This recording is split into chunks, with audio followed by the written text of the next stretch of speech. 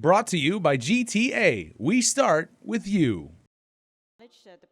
How to save the Chamoru Land Trust, and can Guam pull a win from the clutches of a federal suit alleging the Land Trust violates the Federal Fair Housing Act?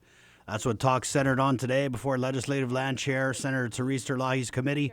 Present, Attorney General Levin Camacho and Attorney Mike Phillips.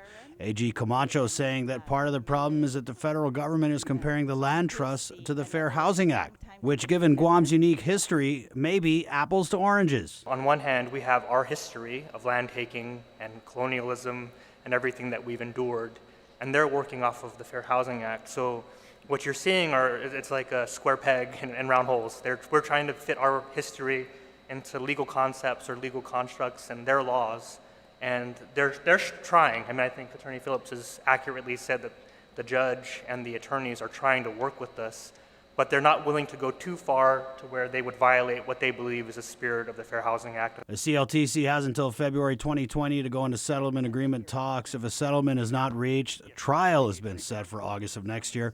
One of the trains of thoughts about resolving the suit involves getting from Congress the same approval given to Hawaii's land restoration program. If they just said, we don't find any problem with this, we're going to do it, just like Hawaii. Hawaii uses a blood test.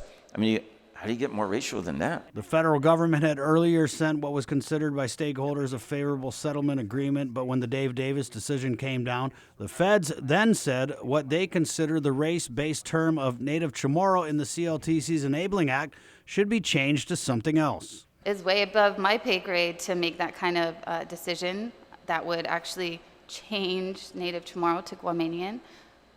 But I wonder if it's something that together as a community we can talk about, maybe look at the act again and say, okay, maybe Guamanian is a more accurate term. But Phillips cited a federal judge's first opinion in the case that the CLTC suit is more about land restoration than race. Phillips saying because of this, he's confident Guam can prevail in the case. We're fighting this. We're trying to win this. We believe we can do this without a congressional act. For Guam's News Network, Chris Barnett reports. Brought to you by GTA. We start with you.